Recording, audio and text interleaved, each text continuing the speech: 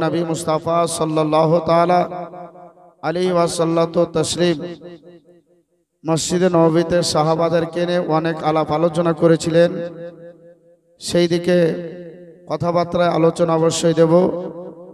নবী মুস্তাফা সাল্লাল্লাহু তাআলা আলাইহি ওয়াসাল্লাম মাহফিল সম্পর্কে এটাও জানিয়েছেন, যারা মাহফিল আসার পর মোহব্বত নিয়ে আদবের সহিত বসে এবং দরুদ শরীফ পাঠ করে, ওই ব্যক্তির যদি কিছু হয়ে যায় আমি নবী মুস্তাফা তার জন্য জিম্মেদার। সেই ব্যক্তিকে অবশ্যই সঙ্গে করে আমি নবী মুস্তাফা জান্নাতের ভিতরে প্রবেশ করাই।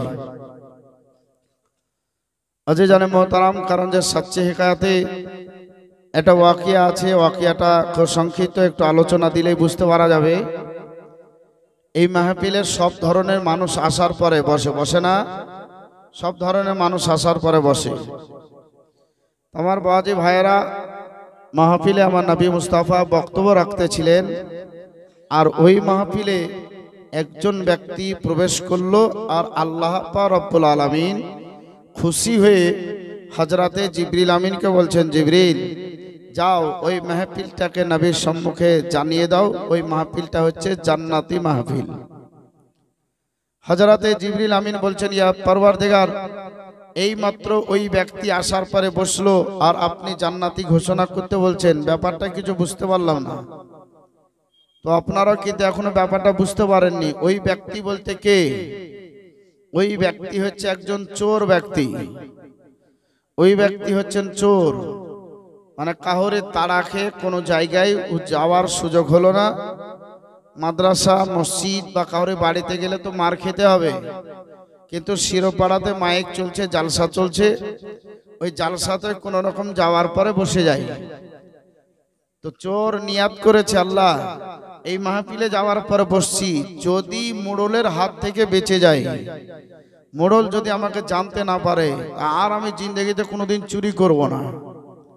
চোর আসার পরে সামনে বসে গেল, আর মোড়লও পস্তা পস্তা আর পিছনে আসার পরে বসে বলছে যে কোনোদিন আমার হাত থেকে চোর ফসকাই না, আজকেই ফসকা গেল, তো যা কি আর করব, বসি মাহফিলে বসে একটু আলোচনাটা শুনি। তো চোর যে নিয়াত করেছে যে আল্লাহ মাহফিলে বসে যদি আমি বেঁচে যাই, তার জিন্দেগিতে চুরি করব না, তো আল্লাহ কথাটা খুব পছন্দ করলেন। পছন্দ করে জিবরিলের মারফত জানিয়ে দিলেন যে মাহফিলকে জান্নাতি ঘোষণা করো। তো হতে পারে এইরকম মাহফিলে কতজন ব্যক্তি আছে, যদি ও মনে মনে নিয়াত করে নেয়, আল্লাহ আমি শিরোপাড়া জালসাতে আজকে বসছি, হাদিস কোরআনের কথা শুনবো, আল্লাহ আর কোনোদিন নামাজ কাজা করব না, সামনে রমজান মাস আসছে, রোজা কাজা করব না, তারাবি কাজা করব না, আমি ভালোভাবে চলবো, মুসলমান আমি দাড়ি রাখবো, 5 ওয়াক্ত নামাজের দিকে পাবন্দি করব, এই রকম নিয়াত করে যদি বসেন, তো আল্লাহ কবুল করবে কিনা? কবুল করবে না? আল্লাহ কবুল করবেন। আল্লাহ আমাদের নিয়াতকে, আমার অন্তর্জামী সবকিছু আল্লাহ জানেন। আল্লাহ রাব্বুল আলামিন এর আমরা বান্দা বান্দি এখানে বসেছি, নবী মুস্তাফার উম্মত উম্মতানি।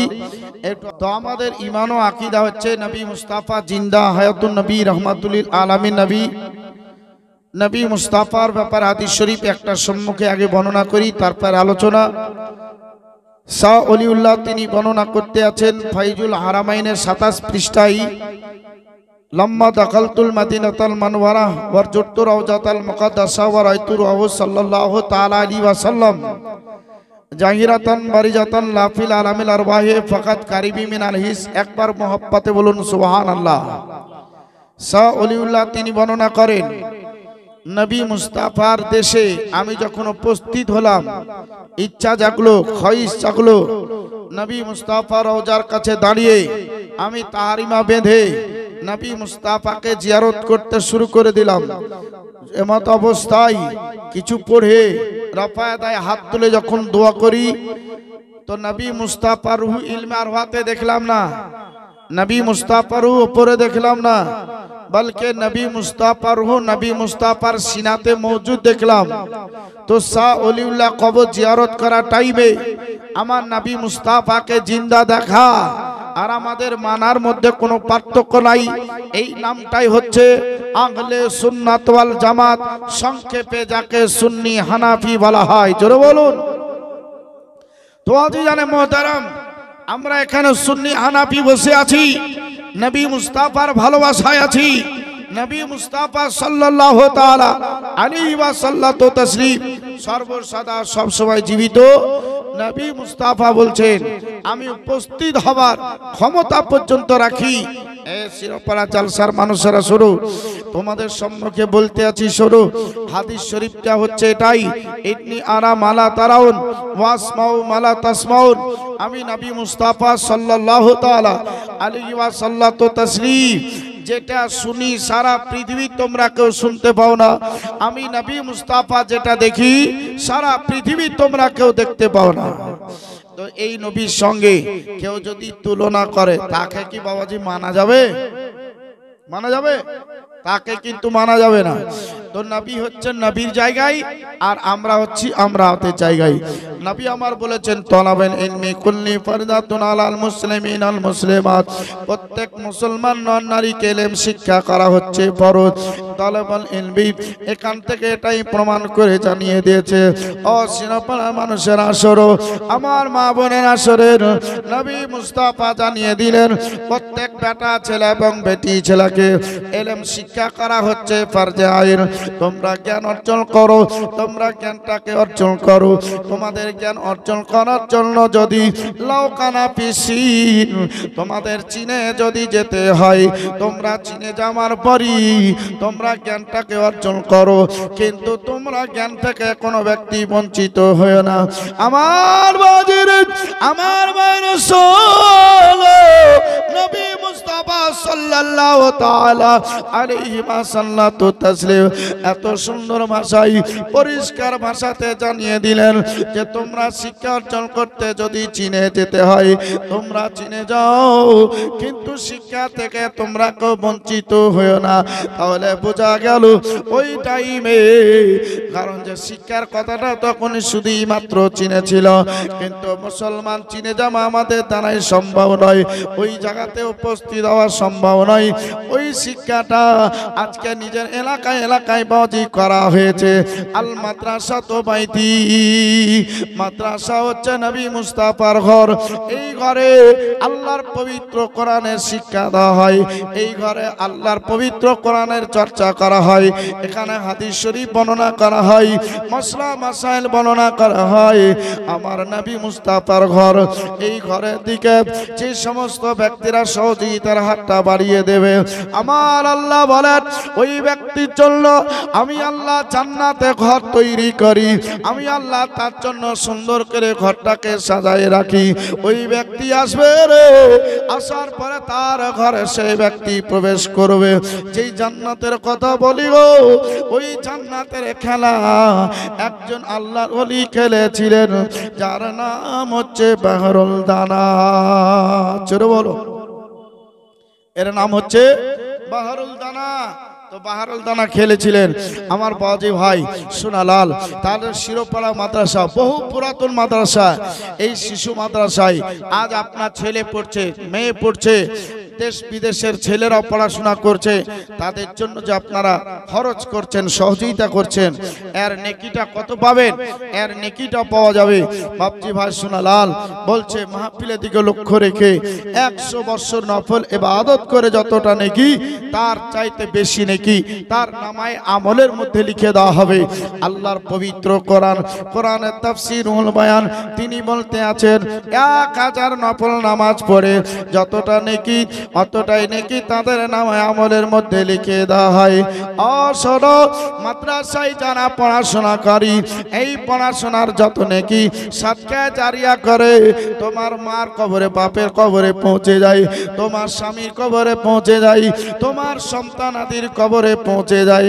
আমার নবী মুস্তাফা বলেন যে সমস্ত মাদ্রাসার তলাবারা আছে এরা হচ্ছে আমার মেহমানের রাসূল, এরা হচ্ছে নবী মুস্তাফার মেহমান। এরা যখন রাস্তাতে চলাফেরা করে আল্লাহর ফেরেশতারা তার পায়ের তলে পট্টা বিছিয়ে দেয়, ও ফেরেশতা বর্গরা পট্টাকে বিছিয়ে রাখে। ওই গ্রামে আল্লাহর রহমত ইলাহি বর্ষণ হয়। ওই ইলাহি বর্ষণ 1 মাস নয়, 2 মাস নয়, ওই মাদ্রাসা যতদিন চলবে ততদিন আল্লাহর রহমত বর্ষিত হতে থাকবে। জোরে বলুন আমার বাপজি ভাই সোনালাল, ওই যে জান্নাতের কথা বলছিলাম, তো ওই জান্নাত নিয়ে একজন ব্যক্তি খেলা করত, যার নাম হচ্ছে বাহরুল দানা। এই একজন আল্লাহর ওলি ছিলেন, জবরদস্ত আল্লাহর ওলি ছিলেন। বাপজি ভাই, এই যে আল্লাহর ওলি বাহরুল দানা, এর কাজ কি ছিল? রাস্তায় বাজে শুধু চলা। আপনারা দেখেন রাস্তায় হাঁটতে শুরু করে দিলেন। আমার বাপজিরা, আমার মায়ের স্বরূপ আল্লাহর ওলি বাহরুল দানা, তিনি বলেন আমি এইভাবে রাস্তায় চলতে আরম্ভ করলাম, আমি রাস্তাতে আগাইতে আরম্ভ করলাম।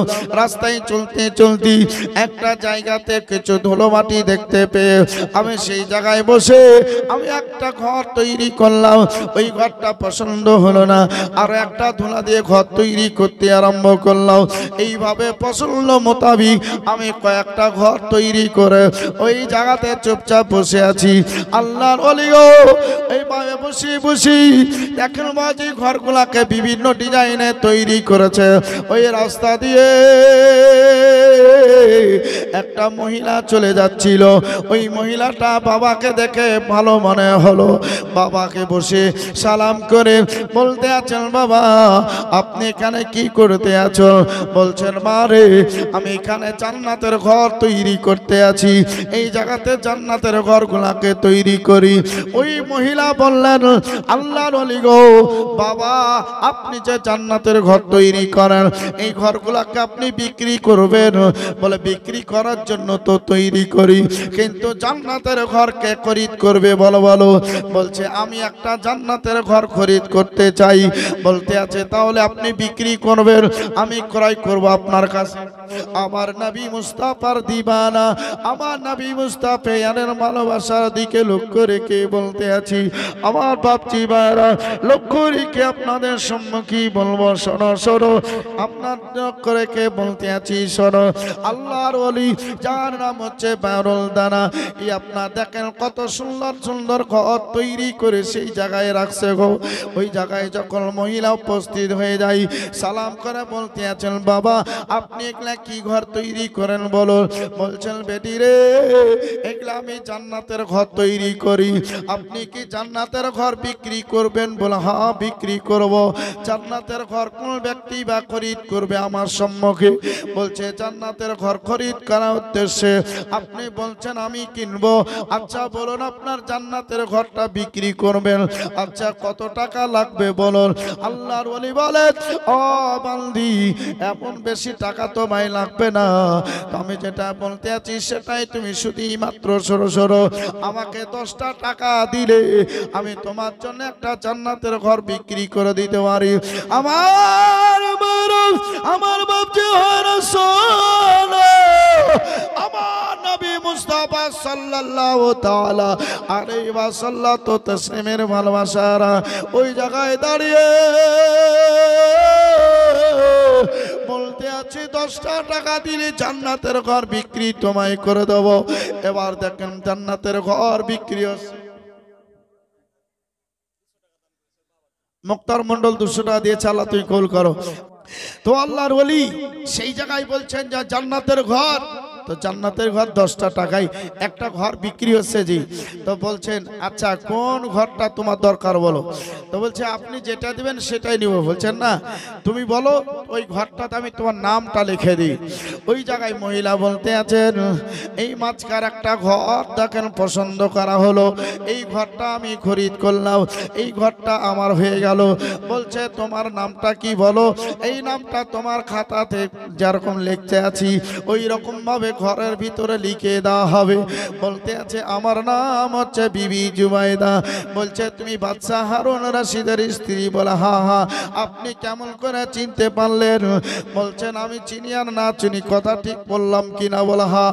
বলছে, তোমার নাম বিবি জুবাইদা, তোমার নামটা আমি ঘরের ভিতরে রেখে দিলাম। বিবি জুবাইদা শোনো শোনো, আমি তোমার নামটাকে ঘরের সামনে লিখে দিলাম। ওই জান্নাতের যাওয়ার পর তারপরে তুমি তোমার ঘরের ভিতরে প্রবেশ করবে, অন্য কোন ব্যক্তি ঘরের ভিতরে প্রবেশ করতে পারবে না। বলে আপনারা দেখেন মুসলমান, একবারে রেস্ট্রি করে দেওয়া হলো। এবার দেখেন চলতে আরম্ভ করলেন। চলতে চলতে বাদশার সম্মুখে উপস্থিত হলো। বলছে বিবি রে, এত খুশি তোমায় লাগছে, কারণটা কি? বলছেন স্বামী গো, আমি যখন রাস্তায় চলছিলাম, একজন বাবা তুল্য লোক ছিল, সেই লোকের কাছেই আমি একটা জান্নাতের ঘর কিনে খরিদ করে এসেছি। আমি 10টা টাকায় খরিদ করে এসেছি, এত সুন্দর ঘর। বলছে কেমন করে? এই দেখেন ধুলোর ঘটনাটা যখন শুনিয়ে দিল, বাদশা বলতে আছেন বিবি রে, তোমার টাকাটা নষ্ট হয়ে গেছে, তোমার টাকাটা বরবাদ হয়ে গেছে। বলে এরকম করে কি জান্নাত কিনতে পাওয়া যায়? যদি জান্নাত কিনতে পাওয়া যেত তাহলে সবাই জান্নাত তো খরিদ করে নিত, সবাই জান্নাত তো টাকা দিয়ে খরিদ করে নিত। জান্নাত খরিদ করবি, আজকে তুমি টাকা দিচ্ছ জান্নাত তুমি পাবে, আজকে তুমি ফসল পাতি দান করছো জান্নাত পাবে। কেমন করে করলাইনি? একটু দান করলে তোমরা শুনে অবশ্যই বুঝতে পারবা। কারণ যে আমার আল্লাহ বলতে আছেন বান্দারা, ও আমার বান্দিরা, তোমরা যখন এইরকম ভাবে দান করবে, আমি আল্লাহ তোমাদের প্রতি সন্তুষ্ট হয়ে যাব। সুবহানাল্লাহ। বেনামি দিয়েছে 500, আল্লাহ কবুল করেন। আমিন সুম্মা আমিন। বেজায় শেদ মুরসালে। আমার মুসলমান সরো, কথাটা হচ্ছে এটাই। এবার বাদশা যখন বলল, বলছে বিবি তোমার টাকাটা একবার পানিতে ফেলে চলে আসলা। বলছে জান্নাত কেন এইভাবে পাওয়া যাবে? নামাজ পড়ে জান্নাত পাওয়া যায় না, রোজা করে জান্নাত পাওয়া যায় না, ভালো কাজ করে জান্নাত পাওয়া যায় না, আর তুমি খামাখা 10টা টাকা দিয়ে জান্নাত তুমি খরিদ করলে। এই রকম বলে বিবি দেখেন একটু মনটাকে ছোট করিয়ে দিল। আল্লাহর ওলি বারুল দানার কথাটা একটু বলতেছিলাম, তো ওই জায়গাতে বিবি জুবাইদার মনটা খারাপ হলো। কি আপনার ঘরের ভিতর ঢুকলো, স্বামীর সঙ্গে কোনো কথাবার্তা নাই, কিছুই নাই, স্বামীর সঙ্গে কোনো আলোচ্যপাত নাই, দরজা বন্ধ করে খাবার আর খাবে না। বাপজি ভাইয়ের আমার মায়েরা, ওই জায়গাতে আল্লাহর ওলি এবার দেখেন মজা, ওই জায়গা থেকে কোনো দিকে চলে গেছি। বাদশা হারুন রশিদ তিনি আপনার বিবিকে বলতে আছেন, বিবি একবার দরজা খানা করবেন। আজ আমিনার ঘরে, আজ আমিনার ঘরে হুর পরের মালা রে, নোরের দোলায় দোল নবী, নোরের দোলায় দোল নবী, নবী সাল্লাল্লাহু রে। আজ আমিনার ঘরে, আজ আমিনার ঘরে, আজ আমিনার ঘরে ওর পরের মেলা রে, নোরের দোলায় দোল নবী, নোরের দোলায় দোল নবী, নবী সাল্লাল্লাহু রে। আজ আমিনার ঘরে নূর নূর নূর। আজ দেখো চারিদিকে নূর, লক্ষ কোটি ফেরেশতা আগে পিছে, লক্ষ কোটি ফেরেশতা আগে পিছে, जो पीछे माला सल्ले अला, সবাই মিলে মাতোয়ারা রে। আজ আমিনার ঘরে, আজ আমিনার ঘরে, আজ আমিনার ঘরে ওর পরের মালা রে, নোরের দোলায় দোল নবী, নবী সাল্লাল্লাহু রে। আজ আমিনার ঘরে, আজ আমিনার ঘরে, আজ আমিনার ঘরে হুর পরের মালা রে, নোরের দোলায় দোল নবী, নোরের দোলায় দোল নবী, নবী সাল্লাল্লাহু রে। আজ আমিনার ঘরে নবীর আগমনের দিনে কাবা শরীফে ঝোঁকে বলে, নবীর আগমনের দিনে 4 টাকা বাড়াও মেনি কোটা নবীর আগমনের দিনে মক্কা শরীফে ঝোঁকে বলে নবীর আগমনের দিনে কাবা শরীফে ঝোঁকে বলে দরুদ পড়ো সবাই মিলে সালামি করো সবাই মিলে নূরওয়ালা রে আজ আমিনার ঘরে আজ আমিনার ঘরে আজ আমিনার ঘরে হুরপুরের মেলা রে। এবার দেখেন বিবি জুবাইদা নিজের ঘরের দরজা কানা বন্ধ করে একবার চুপচাপ ভিতরে এক চোখের পানি জড়িয়ে জড়িয়ে কাঁদে। বাদশা হারুন আর রশিদ বারবার যাই দরজার কাছে যাবার পরে দরজা খানা খোলার জন্য বলে, কিন্তু দেখেন সারাদিন দরজা খানা খুললো না। সন্ধ্যা হয়ে গেল, বাদশা কিছু খাওয়া দাওয়া করে এবার দেখেন আপন আপন বিছানায় ঘুমিয়ে গেল। আমার বাপজিরা সন্ধ্যা বেলাতে দেখেন মানুষ যদি ঘুমিয়ে যায় সারা রাত্রি কাটাবে, সারা রাত্রি সেই ব্যক্তি চোখের পাতা বন্ধ করে থাকবে। আল্লাহ দেখেন স্বপ্ন দেখাইতে আরম্ভ করলো। বাদশা হারুন আর রশিদ স্বপ্ন দেখতে আরম্ভ করলো। স্বপ্নের মাধ্যমে সে দেখেন জান্নাতের ভিতরেই চলে গেছে। জান্নাতটা গিয়ে জান্নাতটা দেখেন ঘোরাঘুরি করে দেখতে লাগলো। দেখতে দেখতে একটা ঘরের উপরে বিবি জুমাইদার নামখানা লেখা দেখতে পেল। বলছে এটা তো বিবি জুমাইদা, মানে আমার বিবির নাম। বাদশা ফেরেশতাকে জিজ্ঞাসা করে, বলে এটা কার নাম গো? ফেরেশতা বলতে আছে, বলে দুনিয়াতে একটা বাদশা আছে যার নাম হচ্ছে বাদশা হারুন আর রশিদ। তার বিবি জুবাইদা এই ঘরটাকে খরিদ করেছে। কেমন করে খরিদ করলো? বলে একটা আল্লাহ বালা ছিল, 10 টাকা দিয়ে খরিদ করেছে। আল্লাহ সন্তুষ্ট হয়ে তার জন্য এত সুন্দর একটা ঘর রেডি করে রেখেছে। বাদশা বলতে আছেন, ওটা তো আমার বিবি জুবাইদা, আমার নাম হচ্ছে বাদশা হারুন আর রশিদ, তাহলে আমার বিবির ঘরে আমাকে একটু প্রবেশ করতে দাও। ফেরেশতা বলছেন হবে না, কোনো মতে তাকে প্রবেশ করতে দেওয়া হলো না। বাদশার দেখেন ঘুমটা ভেঙে এবার দেখেন বিবি দরজার কাছে গিয়ে বিবিকে বারবার করে কাকতে মিনতি করে আরজি করতে লাগলো, বিবি রে আমি তোর স্বামী বলতে আছি দরজা খানা তুই তাড়াতাড়ি খোল। কি এমন স্বপ্ন দেখলাম, সেই স্বপ্নটা আমি বেকার হয়ে গেছি রে বিবি, তাড়াতাড়ি তুমি দরজা খানা খোলো। দরজা খানা খোলার পরে স্বামী কাঁদতে শুরু করলেন। বলছেন বিবি রে তুমি 10 টাকায় জান্নাত খরিদ করেছো, 10 টাকায় তুমি জান্নাত কিনে নিয়েছো। আল্লাহ তোমার ঘরটাকে হেফাজত করে জান্নাতের ভিতরে রাখছে, তোমার নামটা সুন্দর করে রাখা আছে। আমি ঘরের ভিতরে প্রবেশ করতে গেলাম, ঢুকতে পেলাম না। বলছেন বিবি রে যার কাছে তুমি জান্নাত খানা খরিদ করেছো আমাকে তার কাছে সকালবেলায় তুমি নিয়ে চলো। এবার দেখেন খুঁজে খুঁজে আল্লাহ ওয়ালা কার পাওয়া গেল না, ওই ব্যক্তিকার খুঁজে খুঁজে কোনো দ্বারে পাওয়া যায় না। ও মুসলমান, ওই ব্যক্তিকে দেখুন পাওয়া গেল না। অনেক ব্যক্তিকে লাগিয়ে দেওয়া হলো, তাকে কবরে ধরতে আরম্ভ করো।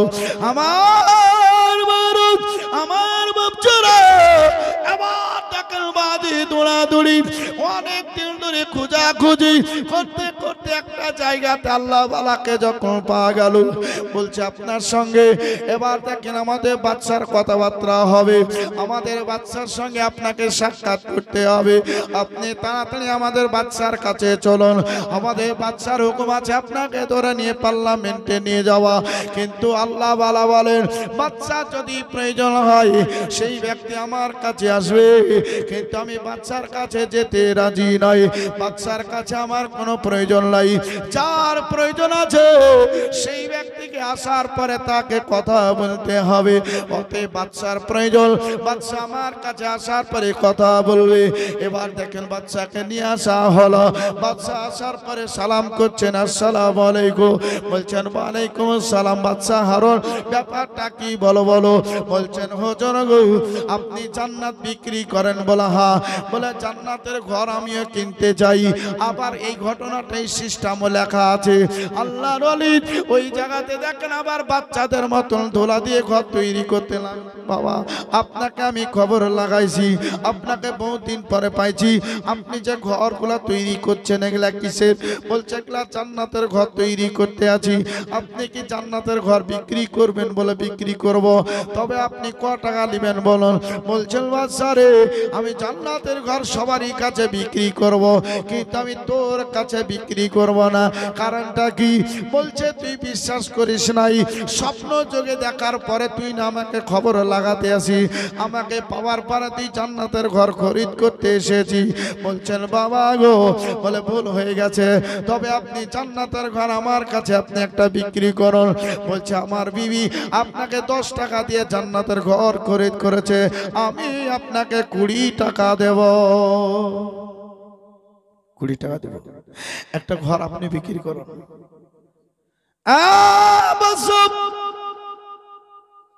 তোর কাছে জান্নাতের ঘর বিক্রি নয় রে।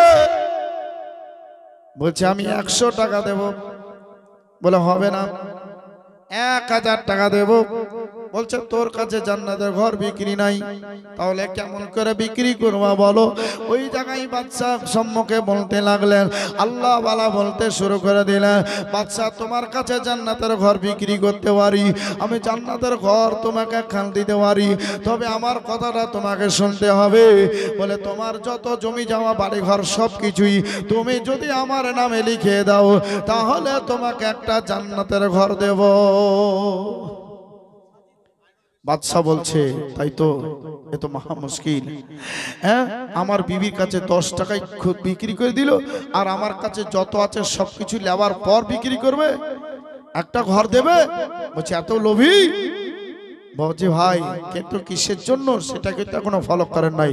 দেখছেন বলছে বাদশা তুই তোর বিবিকে বেশি ভালোবাসিস না, বিবিকে বলে এসেছিস বলে জান্নাতের ঘর কিনে আসবো, আর তুই যদি কিনতে না পারিস তাহলে তোর বিবির কাছে তুই ছোট হয়ে যাবি। বাদশা বলছে না না, ছোট হব না, যে কিমাতি হোক না কেন আমি জান্নাতের ঘর কিনে তারপরে বিবির সম্মুখে খাড়া হব। বলছেন আল্লাহ বালাকে, এ বাবা বলছে ঘর লাগে, বাড়ি লাগে, টাকা লাগে, সব দিতে রাজি, কিন্তু আপনাকে জান্নাতের ঘর দিতে হবে। বলছে আগে তুমি কাগজে সাইন করে দাও। যে কাগজে সাইন করে দেওয়া হলো, সাইন করে দেওয়ার পরে এবার বলছেন কোন ঘরটা তুমি নিতে চাও বলো? বলছি এই ঘরটা আমাকে দিতে হবে। বলছে তোমার নাম কি? বলছে আমার নাম হচ্ছে বাদশা হারুন আর রশিদ। নামটা বাজি লিখে দেওয়া হলো। লিখে দেওয়ার পরে বলতে আছে যা তোর একবার এক জান্নাতের ঘর আমি কমপ্লিট করে দিলাম, আর চিন্তা নাই। বাদশা বলছে যে ঘর দিলেন ঠিকই আছে, কিন্তু আমার কথাটা শুনেন, আমার বিবির পার্শ্বাপার্শ্বী যাতে ঘর হয়। বলছে তাই হবে। কোরআন এলো নবীর পারে খোদার সেরাদা, কোরআন এলো নবীর পারে খোদার সেরাদা, মাথায় তুলে রাখো তা, মাথায় তুলে রাখো তা খোদার পবিত্র কোরআন, কোরআন এলো নবীর পারে খোদার সেরাদা, কোরআন খোলো ওযু করে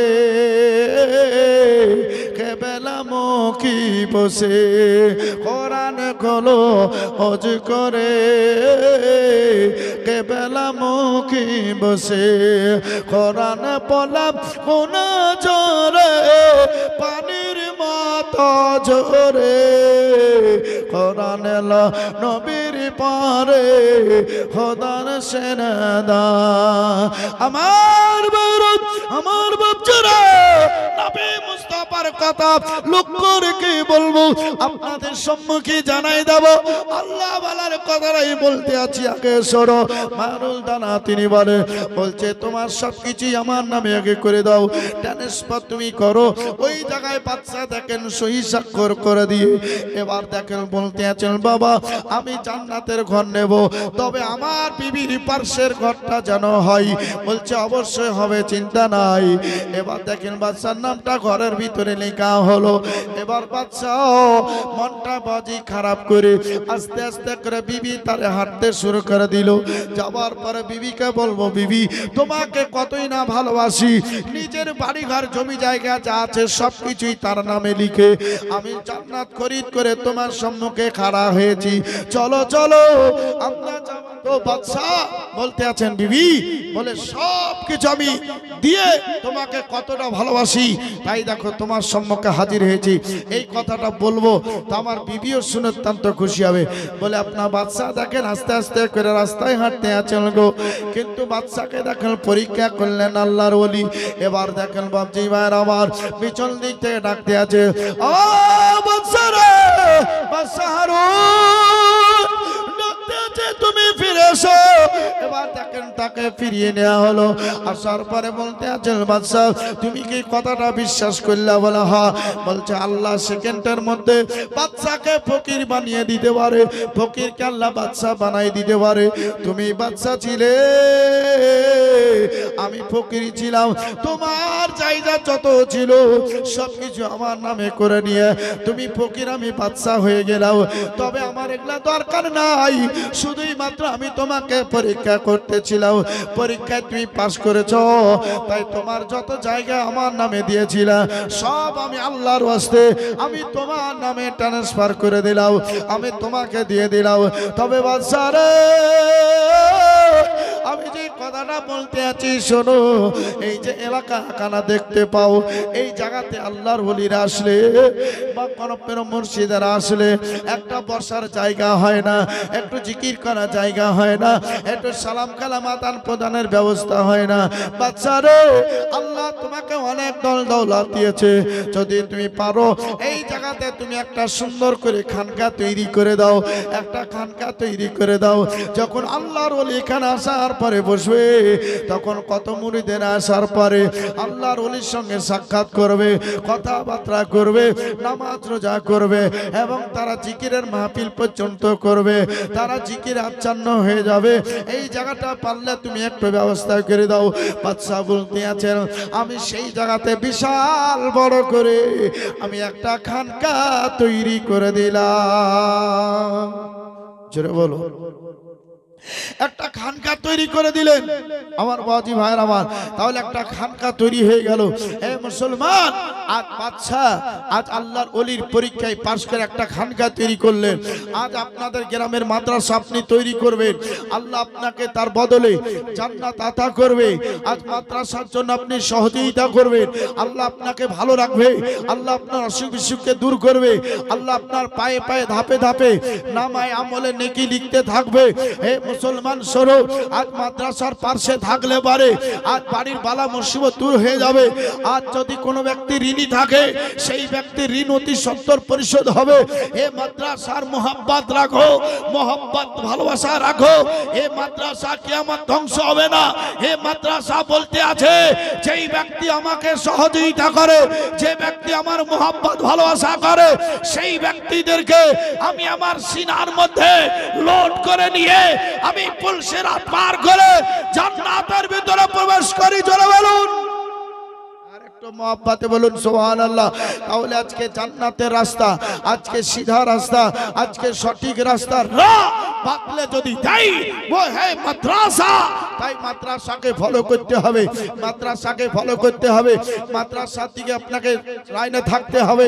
হে মুসলমান, এই জায়গাতে ঢোল বাজানো হয় না, এই জায়গাতে আল্লাহর পবিত্র কোরআনের শিক্ষা দেওয়া হচ্ছে।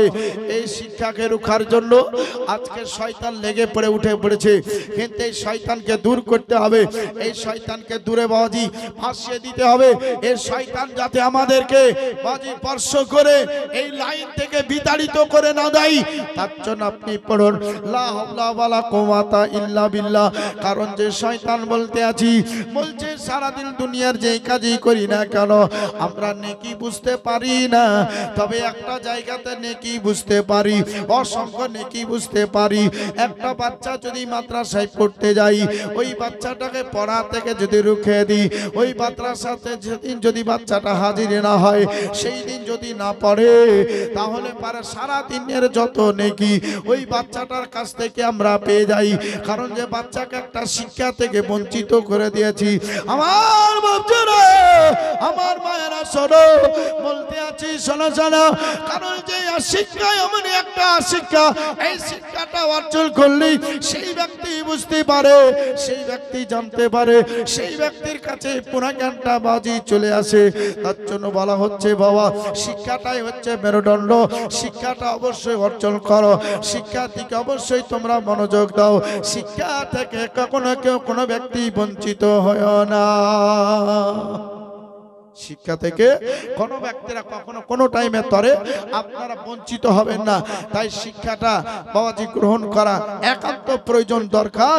তাই আপনাদের ছেলেপিলাকে তো পড়াচ্ছেন, আরও ছেলেপিলাকে বেশি বেশি করে পাঠান।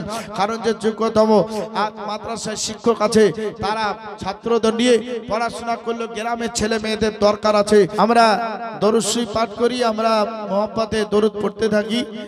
একজন সাহাবী যার নাম হচ্ছে আনাস রাদিয়াল্লাহু তাআলা, তিনি বলতে আছেন মান আনাস রাদিয়াল্লাহু তাআলা ক্বালা ক্বালা রাসূলুল্লাহ সাল্লাল্লাহু তাআলা আলাইহি ওয়াসাল্লাম মান সাল্লা আলাইহি ওয়াহিদা। আনাস হইতে বর্ণিত নবী মুস্তাফার কাছ থেকে পেলাম, নবী মুস্তাফা তিনি বলেন, কোন ব্যক্তি যদি একবার আমার উপরে মোহাম্মতে দরুদ শরীফ পাঠ করে সাল্লাল্লাহু আলাইহি ওয়াসাল্লাম সালাত, ওই ব্যক্তির উপরে আল্লাহর 10টা রহমত বর্ষিত হয়, আল্লাহর 10টা রহমত তার উপরে নাজিল হয়। নবী মুস্তাফা সাল্লাল্লাহু তাআলা আলাইহি ওয়াসাল্লাম এই পৃথিবীতে এসেছেন বাবা। এই নবী মুস্তাফার বলেছেন দুইটা জিনিস তোমরা ফলো করবে, একটা হচ্ছে ওলি আর একটা হচ্ছে আলেম। এই দুইটাকে ফলো করতে থাকবে, তাহলে তাদের পরামর্শ নিয়ে তোমরা চলতে থাকবে, আমাকে পেয়ে যাবে। আমাকে পেলে তোমরা খোদাকে পাবে, আর খোদাকে পেলেই তোমাদের জীবনটা হবে ধন্য। তো মুসলমান বাহরুল দানা, আজ দেখেন ধুলোর ঘর তৈরি করে বাবাজি দুনিয়াতে জান্নাত অনেকের কাছে বিক্রি করেছিলেন। ইনি ছিলেন জবরদস্ত একজন আল্লাহর ওলি, যার নাম হচ্ছে বাহরুল দানা।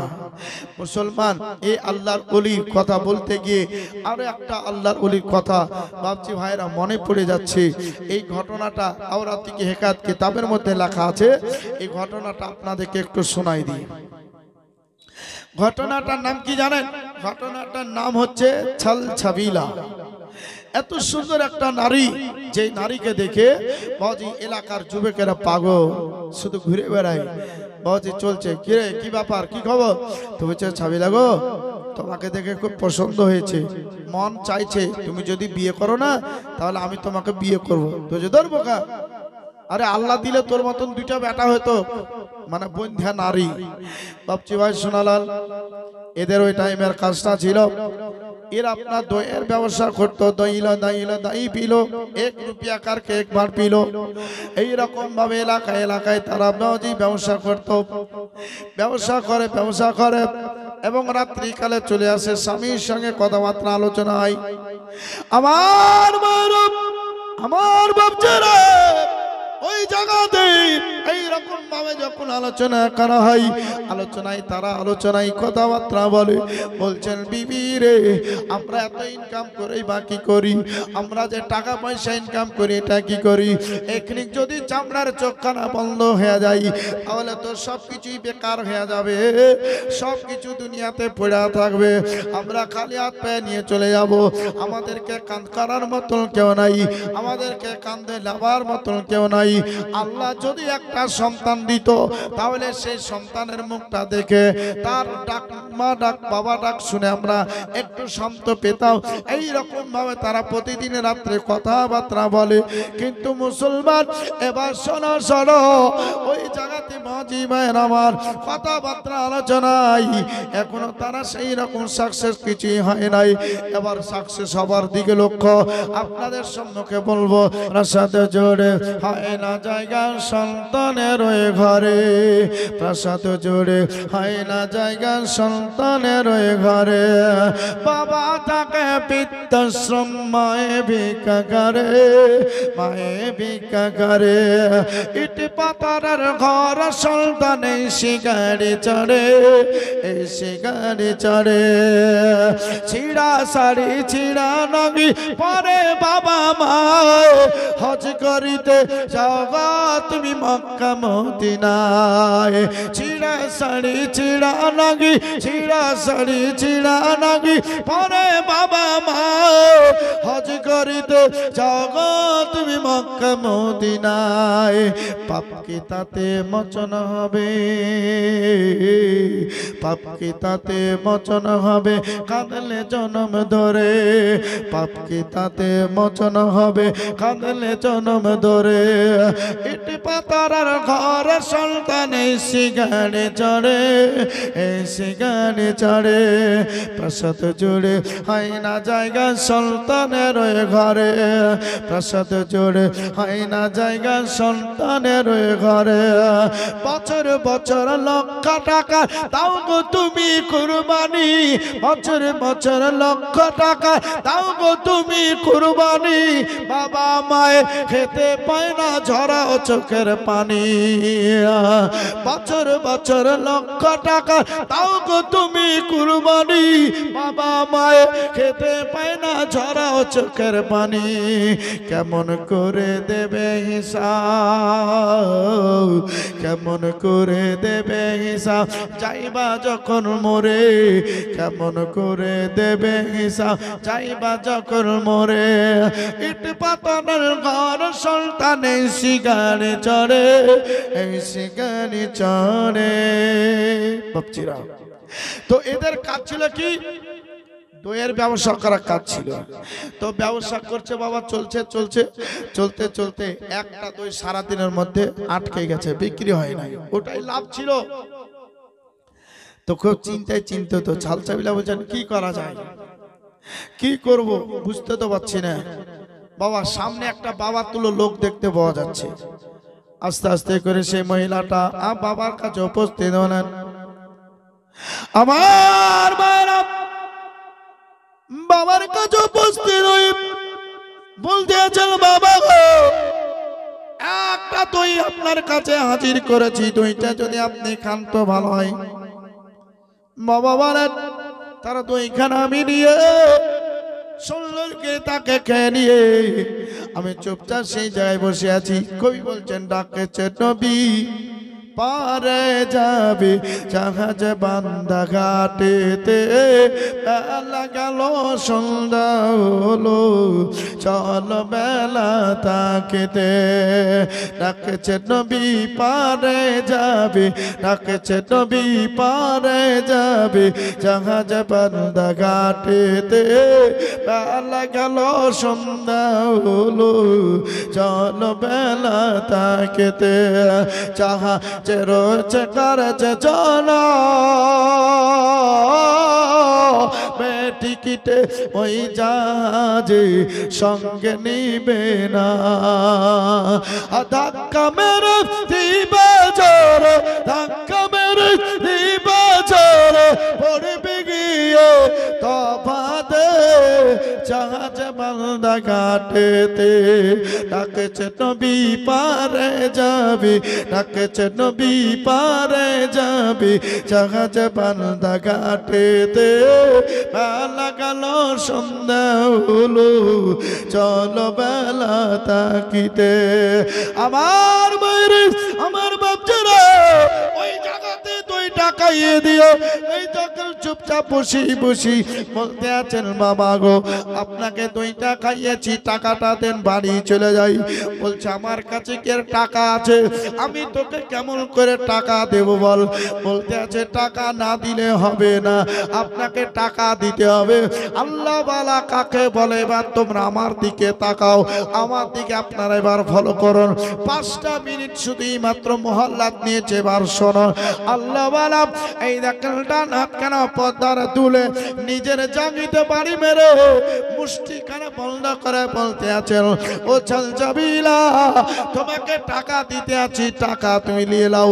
বলতে আছেন সুন্দর মহিলা বলছে আপনি আমার সম্মুখে জাঙ্গে বাড়ি মারলেন আর আপনার হাতে টাকা হতে পারে, এটা কি করে হয়? আমাকে আপনি কি ঠাট্টা করছেন? বলে না। বলছে আমার হাতের তলে হাতটা লাগিয়ে দাও, যদি তোমার হাতে কিছু পড়ে তাহলে পারে তুমি বাড়িতে যাবার পরে সেটা দেখিও। সুন্দর মহিলাটা এবার দেখেন বাবার হাতে তলে হাত লাগালো, বাবা মুষ্টি কানা ছেড়ে তার হাতে কিছু পড়েছে, মুষ্টি বন্ধ করে বাড়ি চলে গেছে। বাড়ি যাবার পরই এবার বাপজি ভাইয়ের আমার যাবার পরে যখন খুলে হাতটা দেখলো একটা 1 টাকার সোনার কয়েল দেখতে পাওয়া যাচ্ছে। জোরে বলো। একটা 1 টাকার সোনার কয়েল দেখতে পাওয়া যায়।